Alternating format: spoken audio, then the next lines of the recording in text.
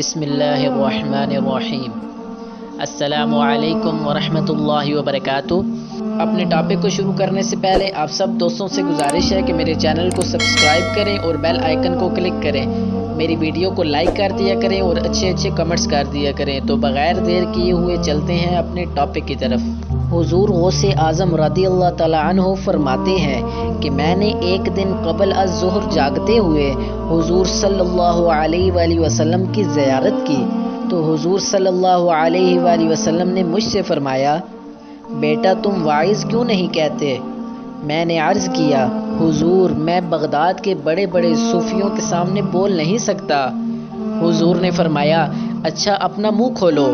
چنانچہ میں نے اپنا منہ کھول دیا تو حضور نے میرے منہ میں 7 مرتبہ اپنا تھوک مبارک تھوکا اور فرمایا، لو اب مجمع میں جا کر بلا خوف واعظ کہنا شروع کر دو۔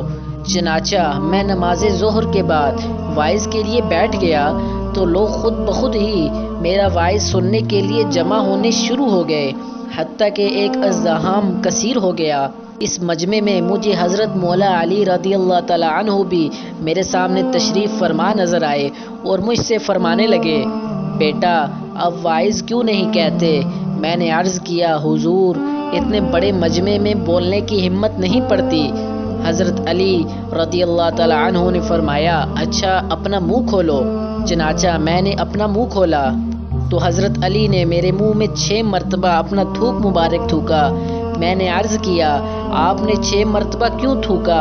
تو حضرت علی رضی اللہ تعالیٰ عنہ نے فرمایا، ادبا مع رسول اللہ صلی اللہ تعالی علیہ وسلم، یعنی حضور صلی اللہ علیہ وآلہ وسلم کے ادب کے لیے، اس لیے کہ حضور نے 7 مرتبہ تھوکا تھا تو میں بھی اگر 7 ہی مرتبہ تھوکتا تو یہ حضور سے برابری ہو جاتی جو بے ادبی ہے، اس لیے میں نے 1 مرتبہ کم تھوکا ہے۔ حضور غوث اعظم فرماتے ہیں، پھر میرے سارے حجاب اٹھ گئے اور میں خوب واعظ کہنے لگا۔ حضور غوث اعظم رضی اللہ تعالیٰ عنہ 1 مرتبہ واعظ فرما رہے تھے کہ بارش ہونے لگی اور لوگ اٹھنے لگے۔ حضرت غوث اعظم رضی اللہ تعالیٰ عنہ نے آسمان کی طرف منہ کیا اور کہا، الہی میں تیرے ذکر کے لیے لوگوں کو جمع کر رہا ہوں اور تو انہیں منتشر کر رہا ہے۔ اتنا کہنا ہی تھا کہ بارش فوراً تھم گئی اور جلسہ گاہ کے باہر بدستور جاری رہی، مگر جلسہ گاہ میں بارش بالکل بند ہو گئی۔ ایک دفعہ دریائے دجلہ میں سیلاب آ گیا، لوگ گھبرائے ہوئے حضور غوث اعظم رضی اللہ تعالیٰ عنہ کے پاس آئے اور آپ سے استغاثہ کرنے لگے اور مدد چاہنے لگے۔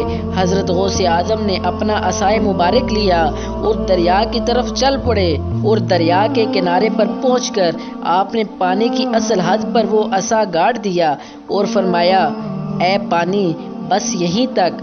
اتنا فرمانا ہی تھا کہ پانی نے گھٹنا شروع کر دیا اور اس عصائے مبارک تک آ گیا۔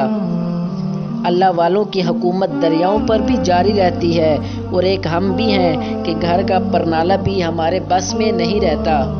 پیارے دوستو، اسی طرح کی اسلامک ویڈیو دیکھنے کے لیے میرے چینل اسامہ آفیشیل کو سبسکرائب کرنا مت بھولیے۔